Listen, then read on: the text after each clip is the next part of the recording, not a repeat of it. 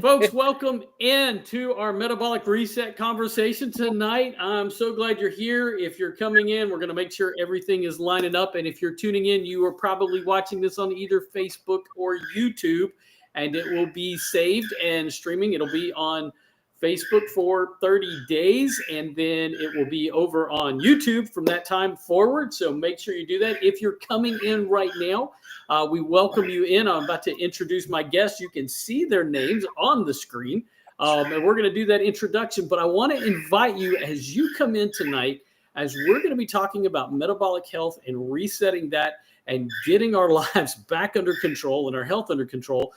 If you think this would be something that would be helpful to somebody you know, somebody you care about, simply type @ and their name in the message bar down below to let them know about what's taking place right now. So I'm going to do that to a couple of folks right now. So if you're watching, you can see me. I'm going to do a highlight, and this is going to go out to a lot of my friends and let them know that we are currently on, and then to my followers. But if you add somebody's name now, and you can share this over to your page too. So, and if you've got comments, you can add those as well. So we're going to be on for just about an hour. And folks, I am Coach Ken.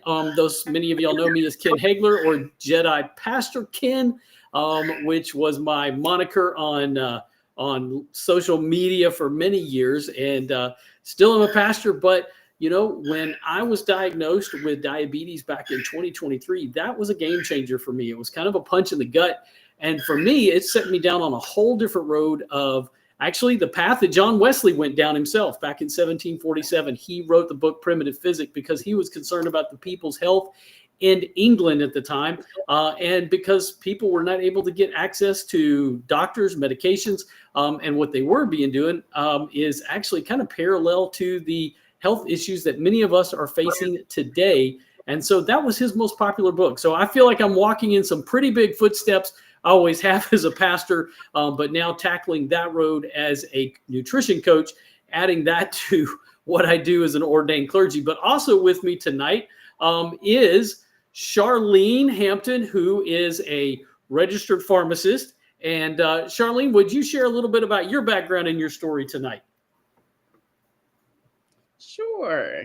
I am a pharmacist of 30 plus years here in Anchorage, Alaska, in a community setting. I love to interact with people and thereby help them get healthy in the right way. And so you wanted to know a little bit about my story? Yeah, your health story. Tell us just a little bit there. Just give us a little bit of an elevator speech real quick.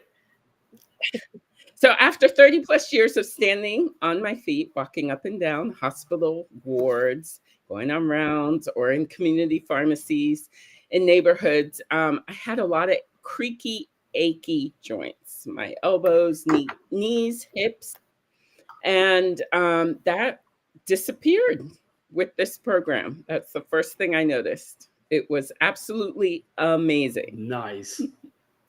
Nice. That is wonderful. And that's a bit, the thing about it is on this journey, everybody's story is important to them. And that's the big thing. The people's stories are all different, but it impacts you. And that's the best part about it. And seeing that change is huge when it comes to us Gen Xers and what we face with our health.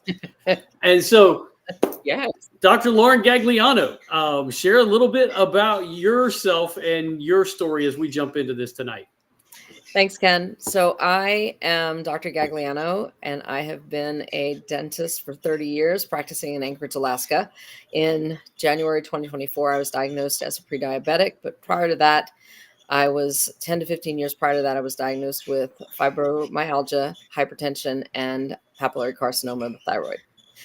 When finding this system that we're going to be talking about today, it was a game changer for me, a life changer. I was going down the path of the insulin resistance path is what we're going to be talking about today. And it was spiraling out of control. So this helped me get my life back. I'm no longer a diabetic or pre-diabetic. I no longer have hypertension. And because though I had my thyroid removed, I am a big pharma patient for life, but I was able to adjust my medication to where I don't need as much of it because my body now works at the cellular level and works more efficiently and effectively. Right. And what we're all talking about tonight is something called metabolic health. And the best way that I have to describe this is ultimately 93% of us aren't metabolically healthy. And the reality of that is, here's the best word picture I have. As you are driving down the road today, maybe you're commuting to work, you pass 10 cars. That means 9 of the people in those cars are sick. And the reality of that is, we're talking about 93%. So you're probably one of those as well, pretty darn close to it. So folks, we are sick in the United States of America, and you can look at that statistic. This is just from 2022. So this is only 2025, 3 years. This didn't change and flip to solely 7% of us are unhealthy now. We're still all there. But it's really more than that. And Dr. G, as somebody that's been in practice for a long time, you've seen this in some very particular ways. Can you unpack what that means to have metabolic syndrome a little bit better? Sure. So metabolic syndrome can be measured in the following ways, basically these 5 signs. And when you have 3 or more of these 5 signs that are out of range, then you have metabolic syndrome. So what does that look like? If your HDL cholesterol is low, in men, that's less than 40. In women, that's less than 50. You have a high fasting blood sugar that's over 100. Your waist circumference is larger than half your height. Then you are more than likely experiencing metabolic syndrome and are metabolically sick. What does that look like? Greater than 40 inches in men and greater than 35 in women. So basically, when we see that, is it the dad bod that you always talk about, Ken? Yeah. Something like that. For me, I was kind of like a apple-shaped person, and I didn't like it. I had no waist, basically, and I'm only 5 feet tall, so you can figure out my height was. My waist was much larger than half my height. So high triglycerides is another thing. If it's over 150, and of course, if your blood pressure is over 130, over 85, if you have 3 or more of these things, then you are more than likely metabolically sick. But more importantly, if you have to be medicated to keep them in range, then you are more than likely metabolically sick. So what do these signs eventually lead to? They can lead to symptoms. And these symptoms start out as very, benign things in the sense of, oh yeah, I'm just getting older, or, it's just, you can write it off as stress, or in fact, your doctor will say, oh, it's just an aging thing, or it might be something, it's familial, or, it's hereditary, or, oh, you're just getting older. So what does that look like? Your vision may start to get blurry. Your eyesight might get worse. You have an increased thirst and hunger. Basically, you're always thirsty and you can't seem to stop the cravings of sugar or salty. You develop dark patches on your skin. This isn't dirt. You can't rub it off. It's called acanthosis nigricans, and it's basically a buildup of additional skin. And also other things can happen on your skin. You can develop skin tags, acne, psoriasis, eczema, things like that. You're constantly fatigued. You can't ever seem to figure out why you have no energy. You may even start to develop a little bit of tingliness in your legs and your arms and your fingers and your hands and your feet. And it's unexplainable. It just happens, but it goes away. So you don't really worry about it. Chronic pain can also be a part of it. You start developing aches and pains when you never had them before. And of course, your blood sugar is high as well. Right. And so it's actually even more than that. So when we look at it and kind of expand this a little bit, it's looking at the current really pathophysiology is doctors treat each one of those things individually. And it really expands from that group the longer that goes on. And it's kind of like when we were kids and you went out to play and it was, in the evening and your mom called you and said, Sally, Jim, come inside. It's time to eat. And you knew it really wasn't time yet. And it's kind of like when we start to get those skin tags, nothing's really disrupting our lives. Maybe we're getting that creaky joints, but we keep going and we press through it. And then, 20 minutes later, mom and dad calls our name again. But now it's something more like we've got migraines or we've got acid reflux. And then by the time it starts getting bad and mom and dad calls our full names and says, Kenneth Lee Hagler, it's time to get in the house, you know you're in trouble. And that's when we start to see diabetes and heart disease and high blood pressure, PCOS, erectile dysfunction, low testosterone. Now, Charlene, as a pharmacist, you've seen this take place, and I think you probably got a better idea of these medications that have been prescribed probably more than any of us. Can you kind of talk a little bit about some of the things you've seen, people that come by you in your work? So the things I see as I am working throughout my day are all these diagnoses here on this wheel of conditions that are related to insulin resistance. What I see is that people are on more than one medication for these medications. In some cases, they're on 3 medications, say for heart disease. It could be 3 or 4. And so on average, I would say each person is on anywhere from 5 to 10 medications. Wow, that's a lot. Chronically, daily. Right, right. So here's the thing. So that typically has been, we've looked at each one individually, and you've seen all those medications, and we call these really the plagues of prosperity. But really, that current pathophysiology that the doctors approach from and has been and I will say dominant, because it's not the only approach to this. It's just the one that's dominated our medical community. But there's been a contrary opinion on this and research that's been paralleling this since the very beginning. Since Louis Pasteur, there have been others that said there's a root cause. But what is that root cause? Well, in that research, we can look back at 1975, Dr. Joseph Kraft, all right, who was the chair of clinical pathology and nuclear medicine at St. Joseph Hospital. All right, in his research in studying heart disease, he made the determination that if you've been diagnosed with heart disease and you haven't been diagnosed with diabetes, you simply haven't been diagnosed yet.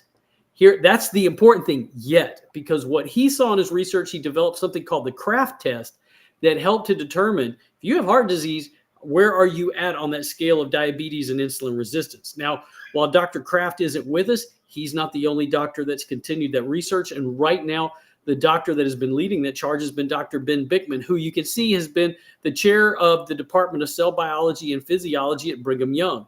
He, as well as Dr. Kraft, has multiple papers published, and both of them have incredibly important books. Dr. Ben Bickman's book, Why We Get Sick, has been massively influential lately. And the thing that they've talked about specifically is this thing called insulin resistance. Now, this is important for us to understand, all right? So when we look at this, one of the things that's happening normally in our bodies, insulin is an anabolic hormone. It unlocks the cells, allowing the body to use glucose for energy, all right? When it's working correctly, it unlocks the cell, the glucose gets in, it enters the bloodstream so that our brain, our liver, our muscles, and our organs can use the energy that's provided. But when you are insulin resistant, that whole next picture over there, what's happened is insulin no longer can unlock the cell because it's full. And so now you basically have free flow of sugar and insulin throughout our body, and the muscles, the liver, and the brain cannot use insulin appropriately. And that is what insulin resistance looks like. And that's what we're struggling with. Now, Dr. G, in your work, you have dealt with this, and we're going to get in this in more detail, but there's also blood work ways that we could determine that, right? Yeah, there are several tests, actually. We're going to talk about 2 of them here. One, you can simply, when you go for your blood work, you can ask your doctor to order a fasting insulin. They don't normally do it. You have to specifically ask for it. It's different than a fasting glucose. A fasting glucose gives you your hemoglobin A1C value. That's what your A1C, that's, a good marker. It talks about fasting glucose and where it's at over a 3-month time period. But you can ask for fasting insulin. That will tell you whether or not you're insulin resistant. Another way to do it is when you take your lipid panel, you get your triglycerides and you divide them by the HDLs. And if you have less than 2, less than 1 is better, but less than 2, you're insulin sensitive. If it is greater than 2, you're insulin resistant. In other words, you're probably showing some of those symptoms where you have some migraines, you have some skin tags developing, you may be developing some acid reflux from time to time, some aches and pains every now and then, unexplained headaches, things like that. Little things, little signs, like Ken was saying, just like with the, your mom and dad calling you in from the playground, but it's not really time yet. But then if you have a number over than 3, if that is your insulin resistance score, you are highly insulin resistant. And if you have not been diagnosed with any of those plagues of prosperity, diabetes, hypertension, PCOS, erectile dysfunction, any of those, you're probably just not diagnosed yet. That's crazy. Now, insulin and glucose kind of go hand in hand, and I think that's important. And y'all have got a kind of a particular approach when y'all talk about this. Can y'all unpack a little bit more about insulin? Sure, Ken. I'll start. On this timeline, you'll see the purple line here, which is glucose. In the first half of this timeline, the glucose is low. It looks low, and what that means is when your hemoglobin A1C comes back, it's going to show a normal value. It's going to show that it's perfectly normal in the face of what insulin may be doing. So this can be brewing for years. It's kind of a silent phase. And during this silent phase, you have increased blood pressure. Your blood pressure may start to go up. Your weight might start to go up. You get that stubborn kind of weight that isn't going away based on what you've done in the past. Increased fatigue and your cholesterol. Some of what Lauren just talked about. Your cholesterol go up, your triglycerides may also be rising. Yep. And it's perfectly described the way you described it, Charlene. Insulin is behind the scenes, basically keeping glucose at bay. And this goes on for 10 to 15, even 20 years prior. Remember, I was diagnosed with hypertension and fibromyalgia along with cancer 10 to 15 years prior to me by being diagnosed as a pre-diabetic. So insulin was doing its job. And I love this slide because I like to talk about how our body whispers long before it screams. And it's whispering to you. It's whispering, giving you signs. It's saying, hey, I got skin tags. Hey, I have hypertension or mild hypertension, or I have a little bit of high cholesterol, and it's creeping up on you. And then after a while, it's the aggravation phase because you go to the doctor, just like you said, and everything is fine. But behind the scenes, insulin is rising. And because they don't take a fasting insulin, you don't know that. They don't know that. Everything looks normal because insulin is doing its job. And then at a 15, maybe even a 10 or 15, maybe a 20-year mark, insulin gets tired. It's not that it wears out. It gets tired. And then all of a sudden, when it can't hold back that blood glucose, then all of a sudden, that's when your A1C hits that pre-diabetic or even worse, diabetic number. And it goes from there. Poor pancreas. The pancreas peters out. Yep. It could be any one of those. Yeah, and let's make it clear though, it doesn't give up. It doesn't stop. It just gets tired and it needs a break. Right. Now, I think this is a great segue because when we think about insulin, many times we forget that this is something that our body makes. We think, well, we've got to have shots of insulin, which really kind of mentally for me really kind of falls into your area, Charlene, because as a pharmacist, you deal with a lot of medication. Is there a connection then between our medications and insulin resistance? Not is it fixing it necessarily, but how is it hurting it? Yeah, those are really good questions. Let's take a look. So in the pharmacy, during my day of working, these 5 listed drug classes here are some of the top 25 medications that I fill every day. And so these medications in the top 25 are linked to insulin resistance. The corticosteroids, the very first one listed there, is just a fancy name for steroids. So prednisone, dexamethasone. They're really great in short-term acute situations, but when they're used long term, you can run into problems. Steroids tend to promote the production of glucose in the liver. So, Dr. G, you've probably prescribed that dexamethasone quite a bit for your patients when you do oral surgery, teeth. Yep. And it was probably a day course, and that's short. But sometimes people are on these things longer, and that's when you could see it interrupting the metabolic flexibility of that individual. The beta blockers and thiazide diuretics are both medications that are used to treat heart conditions, whether it's blood pressure. Some examples would be atenolol or metoprolol for beta blockers. And what this does is it decreases the reuptake of glucose in the muscle. So it kind of interferes with the muscle's job to pull in that glucose. Statins, we'll talk about a little more in depth in the next few slides, but it impairs glucose metabolism and it directly increases your hemoglobin A1C. Antidepressants, long time have messed with your metabolism, and they do increase obesity and weight gain. Now, statins are a big one right there. I know you two both kind of understand what's going on here. Dr. G, you kind of looked at this in the chair and really saw this impacting. I know Charlene's going to talk a little bit more about this. But Dr. G, when it comes to that increase in statins, can you unpack this a little bit more for us? I can. About 10, 15 years ago, I noticed that more of my patients were coming in with being on a statin, but more importantly, it was a younger clientele that were being prescribed statins.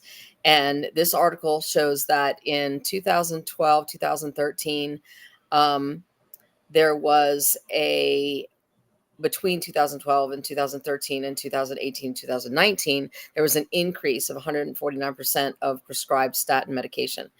And the reason being is because the guidelines changed. And in the next study, I think it's a study that we have, the next one, Ken, on the next slide. Oh, this one is about why did it change? Why did it change? Because basically, they decided that adults anywhere from the age of 40 to 75 with an LDL number between 70 and 189 without diabetes and an estimated 10-year cardiovascular risk of less, or greater than 7.5, basically all should be treated with a statin medication. It was moderate to high intensity statin medication, just as a precautionary measure, basically. And therefore, statins became the most number one prescribed drug. I think, what did you say the other, I think it was last week, Charlene, you had said that they are the most number one prescribed drug because insurance claims? Well, the insurance, they in the study, they studied insurance claims. Okay. And the insurance claims, the number one medication they are covering are the statins, in particular atorvastatin. So for 2025 to date, the number one prescribed medication that's being billed for is atorvastatin. And that's crazy because I saw this trend a number of years ago and I couldn't figure it out. Yes. So we're going to look at statins a little bit closer, do a little more of a deep dive here, and to break it down and see exactly how how it contributes to insulin resistance and weight gain. And number one, it impairs your mitochondria. Mitochondria is kind of, you might remember from your high school biology class, maybe not, but it's the powerhouse of the cell. That's where our energy production is made.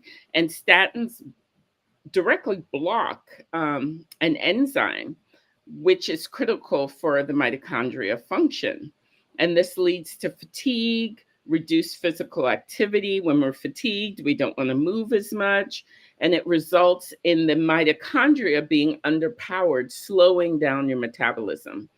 And you can imagine this leads to disruption in insulin signaling in the muscle and liver, It increases the blood glucose that's circulating, increases insulin, increases fat storage, disrupts hormones, and then muscle pain. That's a major side effect, actually, of the statins is muscle pain.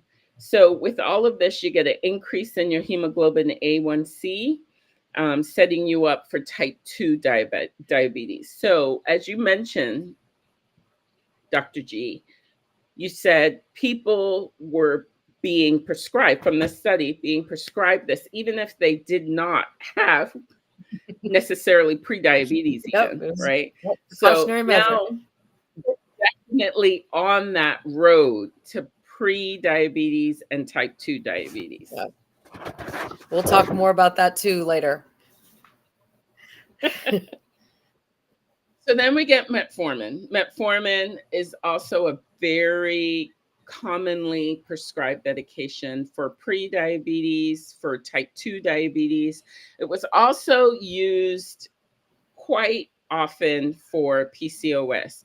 Not as much anymore, but it does have that indication. It lowers the blood glucose that's swimming around in the blood, in your blood vessels. It improves your insulin sensitivity. But this is only for a time. You know, after a while, it actually doesn't work as well to suppress appetite. And you'll start to get cravings, which contributes to weight gain because now you're snacking more. Thyroid suppression, our body produces T4, which is inactive. In order to activate it to T3, that's the active form that our body can use. That's done in the gut and in the liver. And there's a disruption. Metformin disrupts the stomach, GI tract, the gastrointestinal tract, and your stomach. So you, with decreased thyroid function, get more fatigue, more sluggishness, less activity. And then the gut microbiome is destroyed. Microbiome, it's a fancy word for, it describes the trillions of bacteria in our stomach that actually has signaling to our brain because our serotonin's produced in the gut. 90% of our serotonin's produced in the gut. And this combined with what I said about the statins in the previous slide, you can see where you're getting symptoms. You have something identified in your labs, you're prescribed a medication, then you get side effects, and then more drugs. And you just start this cycle. And you're also depleted. Metformin depletes vitamin B12. So now you're getting neuropathy. You're getting another new diagnosis now. Right. Yeah. So, and it's crazy. And they get to see you once a month, maybe more often. More frequently. More frequently, because things happen before that next month. Yes. Now I have tingling in my hands. I've been on metformin. I'm supposed to go back in 3 months. And now I have tingling in my feet and my hands. What's going on? So you go back sooner. Gotcha. Right. Definitely. So then we've got a whole nother class of drugs, this most popular one right now everybody's talking about. Oh, it's hot, Ken. You see it. I mean, it's just like, man, you might as well have like a new flavor of Coca-Cola, right? I mean, it just flying out the refrigerator. This is a refrigerated man. We can't keep it in. There actually was a national shortage. These are called the GLP-1 agonist. So this is a new class, a new medication that's come out probably now over the last 4 to 5 years. And what it is a imitation GLP. GLP is a hormone. It's a peptide hormone that helps with satiety and can give you more energy and fatigue. So it's designed to work how our natural GLP works in our body. It wouldn't be so bad if it didn't cause these side effects here. Well, Gastroparesis is a fancy word for just delayed stomach emptying. So food stays in your stomach long, like you can't eat. You're stuffed all the time. Medullary thyroid cancer, sarcopenia, which is fat. It's a decrease of strength of your muscle, and it's also the loss of muscle mass and strength. Osteopenia, decreased bone density, and then ischemic optic neuropathy. So, right. And so you. Oh, I was going to ask one question. So, or a statement, basically. Wasn't Ozempic and all the other ones, well, maybe not all the other ones, but wasn't Ozempic originally designed for diabetics? I mean, that's what it was originally brought on the market for, correct? All of these injectables that were in the picture before were brought to market as a diabetic, for diabetics. But now, lowering medication. And what they noticed is people lost weight, a lot of weight. So the drug companies then flipped it, called it a different name, same exact drug, came up with a newer, fancier name, and marketed it for weight loss. So it's the same exact drug with dual marketing. Yep. Gotcha. Which is why there's a back shortage. Right. So let's just go. I know you already kind of hit on this one too about the pharma loop. Dr. G, you saw this in your chair, this whole thing about one medication to another. This was Charlene fun. hinted about how one thing started. Yeah, and actually, this is fun, and I'm gonna touch on there's all kinds of pharma loops. We're just gonna do this one particular one. I saw this in the chair a lot. I saw this with my patients in the chair. We're gonna talk about the most prescribed medication that Charlene had touched on earlier. It's atorvastatin or Lipitor, and we talked about more and more people are coming in with it, and I saw them in the dental office. So they'd come in, hadn't seen them in a while, and they come in. They were on Lipitor, and then before you know it, they come back, and then they'd be on metformin, because one of the side effects, just like Charlene said, of atorvastatin is insulin resistance. So they became a pre-diabetic. And then as time went on, their blood pressure kind of got out of whack, and they started putting them on lisinopril and hydrochlorothiazide. But then the metformin, because it depletes you of vitamin B12, it causes neuropathy. They're put on gabapentin because they didn't tell them about you have to take a vitamin B12 to supplement, or even recommended it. And then time went on more, and they started getting indigestion, some acid reflux, and they went in when they went to get their 3-month checkup.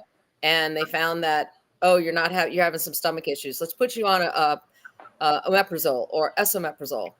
And then they started gaining weight, and that led to either some depression or anxiety or both. And so then they said, well, let's calm you down again. Let's get you back on track, and we'll give you some either Zoloft or Prozac or Paxil or whatever it is. And then all of a sudden you find yourself, this person goes back to the doctor, or even worse, the ER, because they're having an irregular heartbeat. Well, one of the things that happens with atorvastatin that they don't disclose to you, or maybe they did and didn't worry about it, was that you can become deficient in CoQ10. And CoQ10, for many things, does a couple of things, but one of the things it does is it regulates your heartbeat. So now you're left with an arrhythmia, and they just say, well, let's go ahead. We're going to give you another medication. Well, metoprolol is a beta blocker, so it helps with blood pressure, but it also will get your cardiac rhythm back in order. And then because the metformin wasn't working so well, but then you were put on osomeprazole or esomeprazole or omeprazole, those also contribute, along with the Lipitor, to insulin resistance. And now you are a full-blown diabetic. And now, because that metformin wasn't working as well, they put you on Ozempic or Mounjaro or whatever they got. And this didn't happen overnight, although it seems like it did, because it happened within a span of maybe 2 years. It could be 3 years, but it happens rather quickly. It also can happen over time of 10 whatever years, and things develop. But I often saw this happen very quickly with my patients. Right. And so then you saw other things happening as well. I did. So one of the other things that I saw an increase in was periodontal disease. And there is a link between periodontal disease, Alzheimer's disease, heart disease, and diabetes. The same bacteria that causes periodontal disease was found in the patients that had Alzheimer's disease, heart disease, and diabetes. There was a link. And this was also published there's a study up there. It's from Frontiers in Aging Neuroscience. And it was an article that did link those diseases together. And let's talk about how exactly this happens. So on the next slide, you'll see it's a really good depiction. Basically, when you have periodontal disease, it can affect your body and insulin resistance and cause heart disease, Alzheimer's disease, diabetes, and can lead to more insulin resistance. And how this happens is because periodontal disease and insulin resistance are basically they're based on systemic inflammation. And when you have systemic inflammation, you have increased bacteria and toxins in your bloodstream. And that can lead to thickening of the heart walls or thickening of your blood vessels, which causes heart disease. And with Alzheimer's disease, the toxins and the bacteria in the bloodstream increase the neuroinflammation of those beta amyloid plaques, which also accelerate cognitive decline. So how does this happen? Let's just kind of run through this. So when we eat carbohydrates, digestion begins in the mouth. And salivary amylase, the enzyme, breaks down carbohydrates into simple sugars, into glucose. And what happens is the bacteria in your mouth love these sugars, and they love to feed on these sugars, and they produce these toxins. They're acids and bacterial plaque, basically. And if it sits on the teeth and your gums for a long period of time and it's not brushed away in a timely manner, then inflammation occurs. And that's where you get your gums start to bleed when you floss, or it can, progress from gingivitis into periodontal disease. When that inflammation occurs, cytokines and white blood cells are sent by the body to help fix the problem, because the body sees this as an injury and it wants to repair itself. But then over time, you continue to eat carbohydrates, you continue to not brush regularly or properly, and you get more inflammation. And with chronic inflammation, then the pro-inflammatory cytokines then disrupt those insulin pathways. And when the insulin pathways are disrupted, the insulin, which is the key to unlock that cell to let the sugar or the glucose into the cells for energy, it doesn't happen. So what happens? Exactly what Ken said earlier. You have an increase of glucose in your bloodstream, and it's not used for energy. It has to go somewhere, and insulin has a job to do. So what insulin then does is it then finds a place to put all this glucose, and it either stores it in your blood walls as arterial plaques. It stores it in your brain. It stores it in your muscles. It stores it in as fat. It stores it in your skin. So it has a job to do. But more importantly is you not only now have hyperglycemia, increased glucose in your blood, you also have hyperinsulinemia, which you have large amounts of glucose and insulin in your bloodstream. So you're swimming in insulin. And as this goes on, this can progress into those plagues of prosperity because you have insulin resistance. The thing to remember, and you can advance to the next slide there, Ken, the thing to remember is periodontal disease and diabetes are bidirectional. And what that means is when you're diabetic, you are immunocompromised. Your ability to fight off infection is not where it once was. You are more susceptible to infection. Periodontal disease is a bacterial infection, so you are more susceptible to having periodontal disease when you're diagnosed as diabetic. If you haven't been diagnosed with periodontal disease and you have been diagnosed with diabetes, I just say you haven't been diagnosed with it just yet. If you have, go ahead. It's kind of like what Dr. Kraft said. Yeah, it's very similar. And if you have periodontal disease, and it's the other way around too. If you've been diagnosed as with periodontal disease and not diabetes, it's just a matter of time, because we just saw periodontitis leads to insulin resistance, which then leads to the plagues of prosperity, and diabetes is one of them. Right. Now, this also applies to our teeth as well. I mean, you're a dentist, so everybody wants to know about that one. Absolutely. I get asked, oh, so do I have any cavities? That's probably the number one question when you go to the dentist and someone asks me. It works the same way. We process carbohydrates, or they're broken down in the mouth. They stick to our teeth and get stuck in like the grooves of our molars and in between our teeth. The bacteria feed on the carbohydrates, which are now simple sugars, and they produce those acids. And along with that, plaque. Then the acids and plaque break down on the teeth and they form cavities. A cavity is basically it's a hole in a tooth. Not many people realize that, but that's what it is. It's a hole that forms from bacteria. So, right. And I know we're talking about nutrition, so this seems like this is your wheelhouse now, Ken. Yeah. So, and I want to get people thinking a little bit. If you've been watching right here, maybe you've been thinking about this, and I'll just put there. If you've got cavities, if you've ever had a cavity, type me in the comments. I mean, if you know somebody that's have a cavity, you should be letting them know about what's exactly happening, because I don't think most people do, and they sure don't know probably what's really behind this. And this is important to realize. Back in 1963, Camel Cigarettes and J.R. Reynolds, all right, Reynolds that does our tobacco products, they decided it was time to get into the food industry. Because look, you see the warning label there on the screen. Look, they knew and they saw that the government was getting involved in regulating what they were doing with tobacco. And they thought, what the heck? Why don't we take our technology and everything we did and let's start addressing with how can we make foods something that other people are attracted to, because other people, they got to eat. How do we make food hyper palatable? Well, in 1963, the tobacco companies buy their first food company. Now, that word is important. The first one is because they're not going to stop. And in fact, what we find is in the years ahead, the tobacco companies are going to create a whole conglomeration of food companies. We see 11 major food companies that own all of the food companies. And I love looking right up there. If you see PepsiCo right up there in the top left, you'll see the arrow that goes to Quaker Oats. Now, what is our favorite breakfast food? Everybody says, what about oatmeal? Now, Dr. G hates oatmeal, so I'm just going to throw that out there. Look, not everybody likes oatmeal, but come on. It is such a popular thing, and we are told that it is so healthy. Pepsi's behind oatmeal. Come on, folks. We've got stuff to learn. So here's the thing we need to understand. To make food something that we are hyper palatable, that we love to eat it, and those carbohydrates in nature, all of these foods, these simple carbohydrates comes packaged in fiber. Bread comes packaged in fiber. Rice comes packaged in fiber.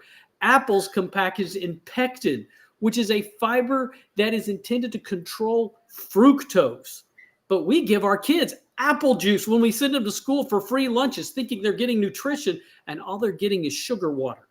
Even sugar, God creates sugar and wraps it up in fiber. But nope, we take it all out. And when we do that, we ultimately are simply giving all of our kids, and all we're eating is sugar all day long.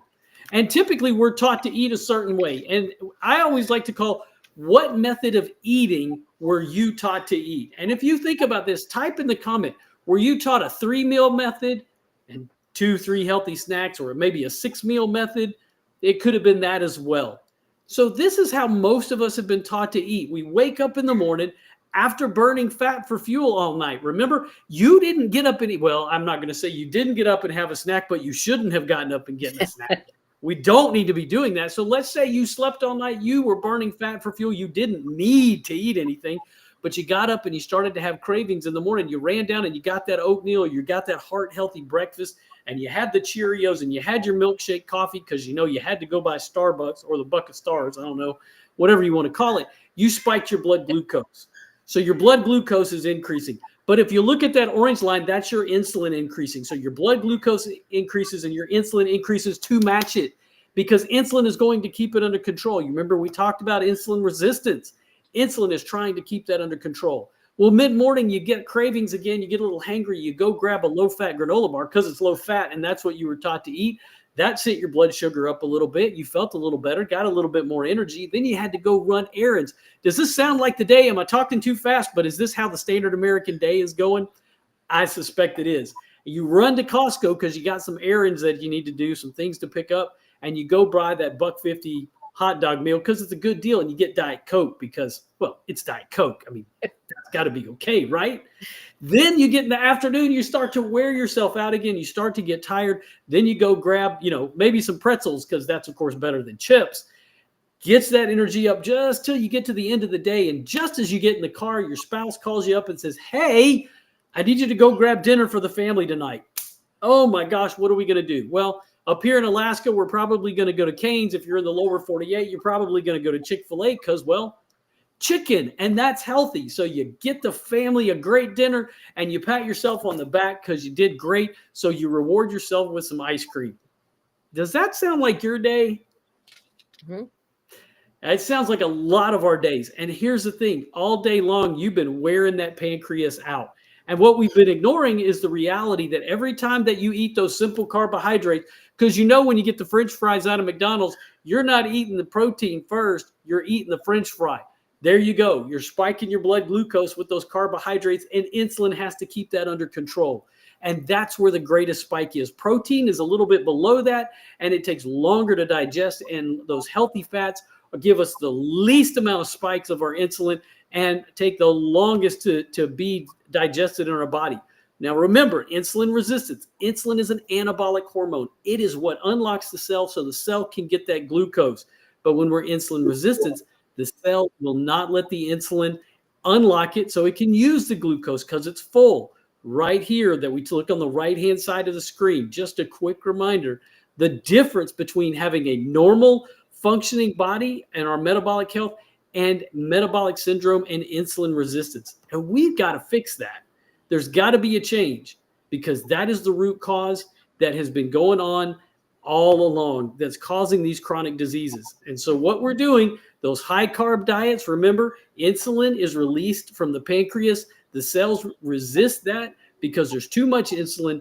Then the sugar gets stored as fat, and then we find it and release it to our bloodstream. But we can do something to reverse it. And that is what is key to this whole journey. Here's what we need to pay attention to. That's how we are eating. UCLA addressed this, looking at the studies and the research that if you eat in a certain order, it's going to help control your blood glucose levels. And the Ohio State says, hey, that order is this. Eat your veggies and then your protein first, then leave carbs to the end of the meal. And just like that, the CDC, my good friends, I've got some good friends over there that have worked at the CDC, which identifies obesity and diabetes both as epidemics, that fiber is the carb that helps you manage diabetes. And all diabetes is, it's insulin resistance on steroids, folks. So if you just listen to what our grandparents said, we eat vegetables first. So remember this slide up here, 93% of us are metabolically unhealthy. Well, guess what? 95% of us don't get enough fiber. And here's the thing. How much fiber is that? Well, you can read right there, folks. Women under 50, you need to be getting 25 grams. Women over 51, 21 grams. Men under 50, 38 grams. And men over 51, 30 grams. Whoa. Think 8 cups of fiber. We got a lot of feedback there. We're talking 8 cups of fiber of broccoli. I'm not sure who's eating that much broccoli, but that's a lot of broccoli going on. All right. So here's what we need to control that blood sugar and that blood sugar response. We need to be eating in a certain order: fiber, proteins, fats, leave carbs for the end of the meal. That's as simple as it gets, folks. And if we can remember that, we will be able to start controlling that blood sugar level.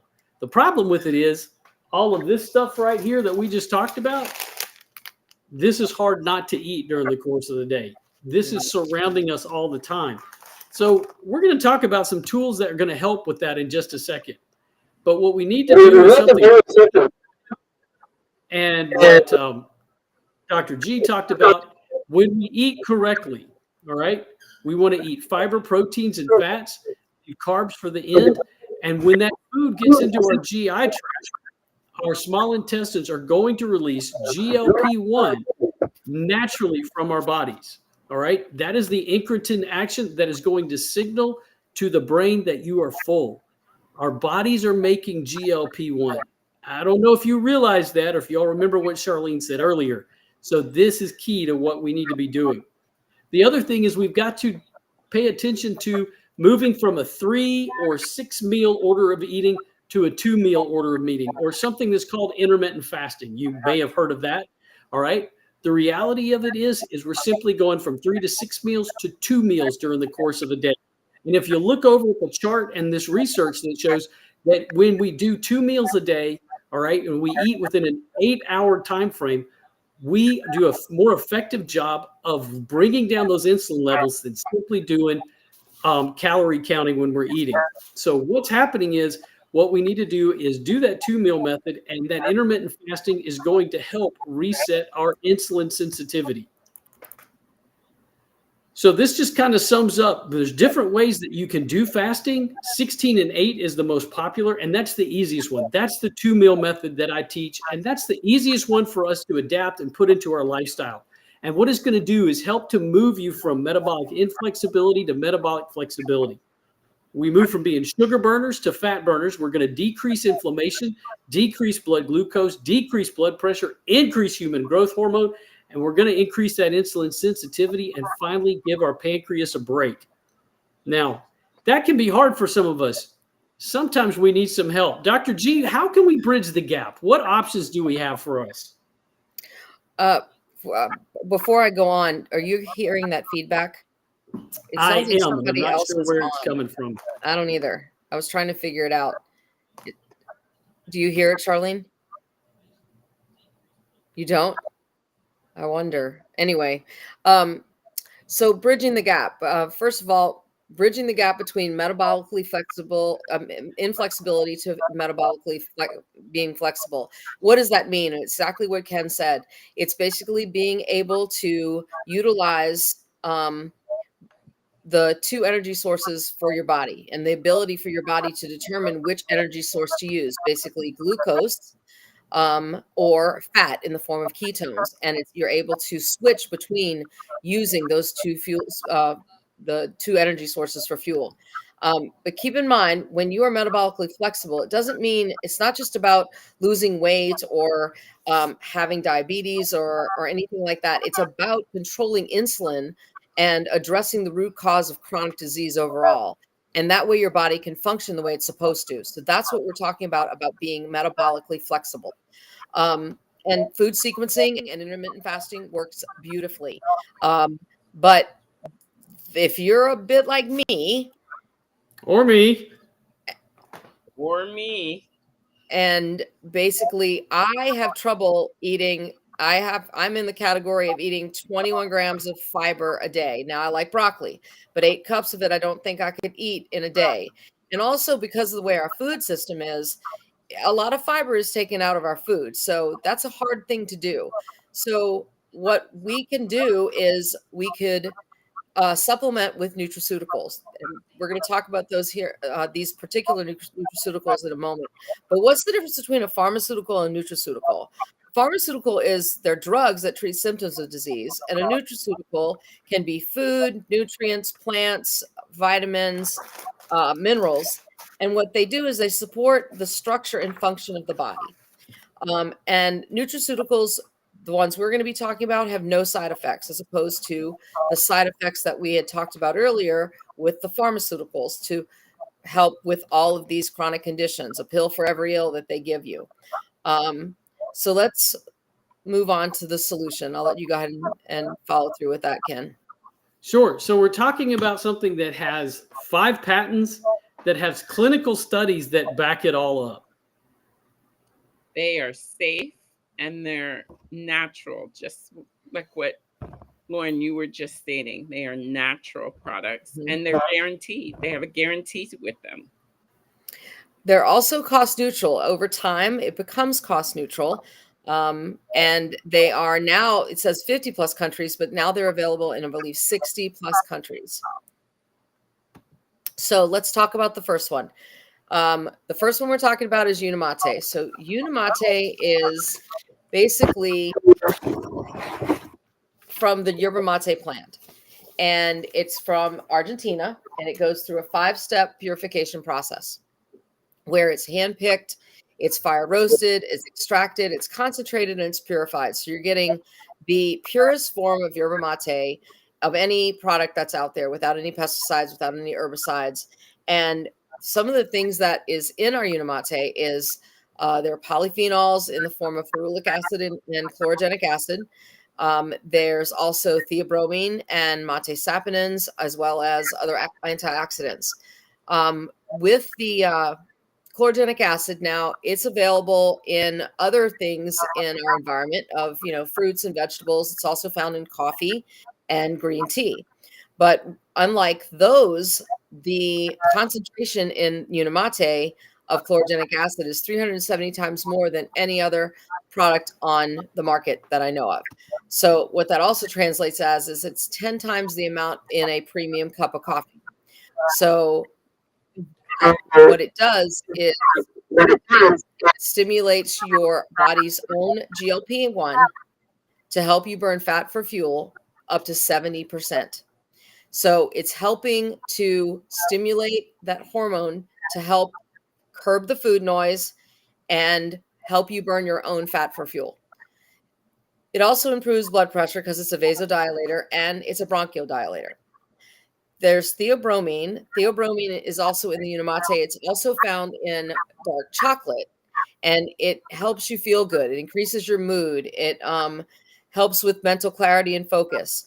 But one of the things that a lot of people don't know about theobromine is it helps to remineralize tooth enamel to help prevent decay and strengthen enamel so that you don't get cavities. It acts similar to fluoride without any side effects. The mate saponins they help with fat metabolism, and with the ferulic acid along with the chlorogenic acid, they are anti-inflammatory and antioxidants. The next slide, though, I believe is the balance. And that is our fiber matrix. And I'll let one of you guys go ahead and describe that. Charlene, you want to grab that? Sure. You had that one. Sure.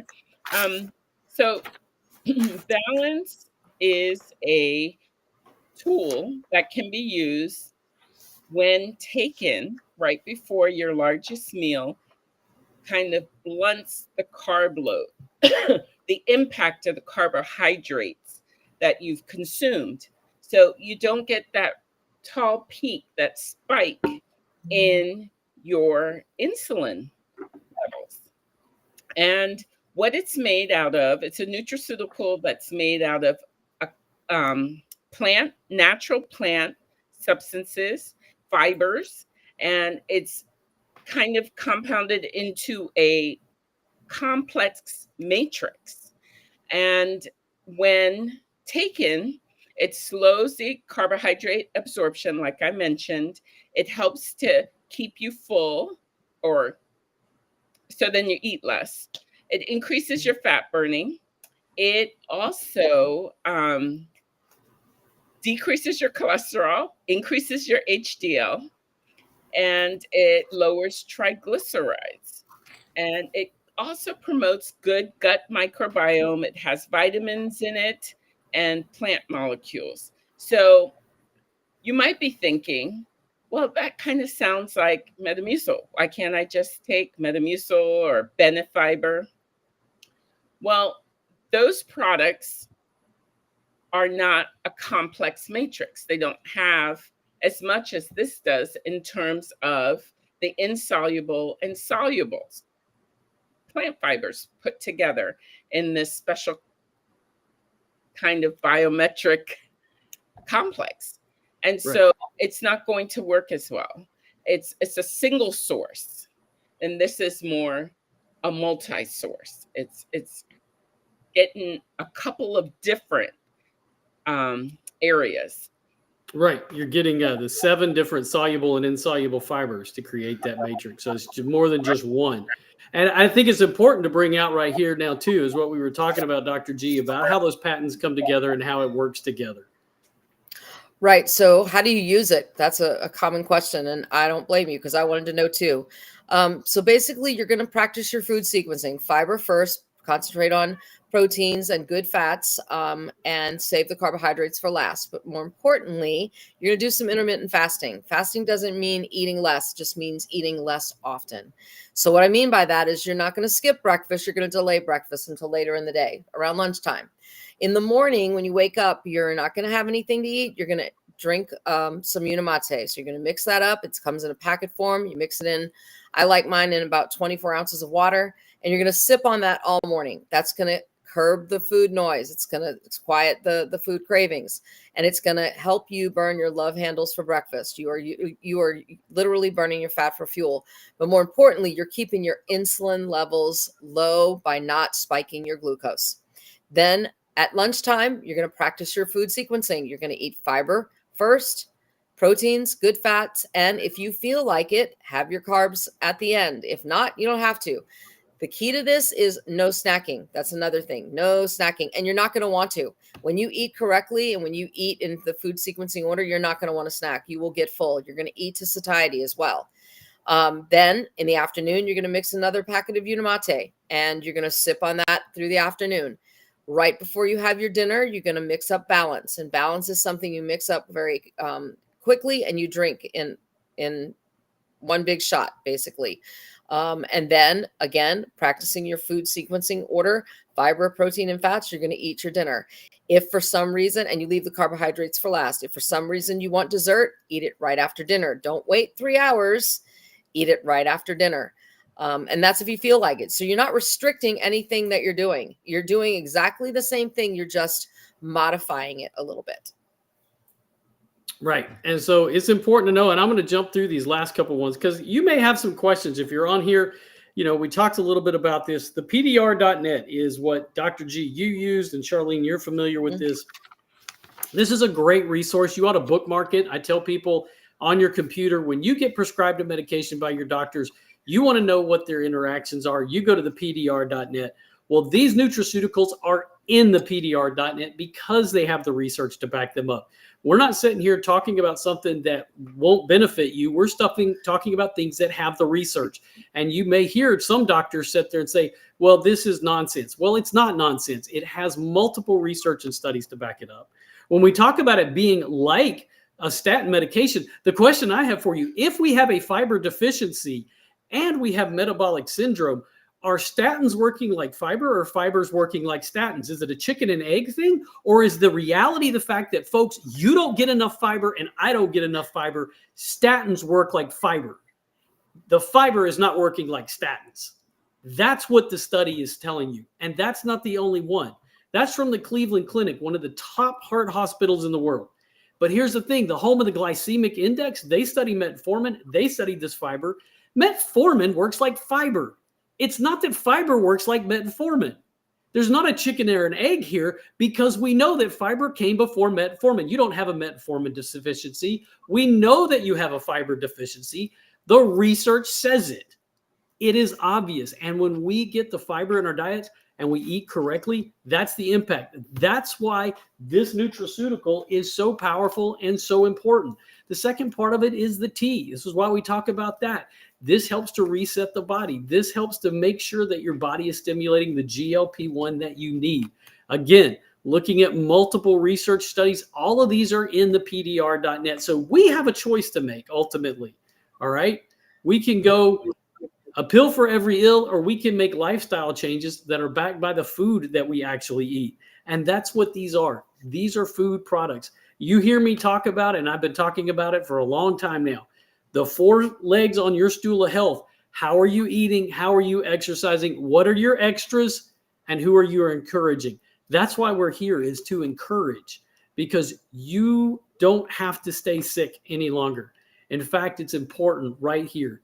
There is no human condition made better by poor nutrition, and no human condition made worse by better nutrition. So if you are invited here, you may have stopped by one of our pages, maybe you're on YouTube and you have questions, message us. Look to the link in any of our bios to learn more about the product. But I know that Dr. G and Charlene and I are all here and available. So if you've got questions after you've seen this, please don't hesitate to reach out to us. I know we are a little bit over time, so I want to respect everybody's time. Thank y'all for being here. Dr. G and Charlene, thank y'all for sharing your wisdom and experience with us tonight as we sign off tonight. Would y'all everybody say a quick goodbye? Thank you Thanks, all. Ken. Y'all have a good night.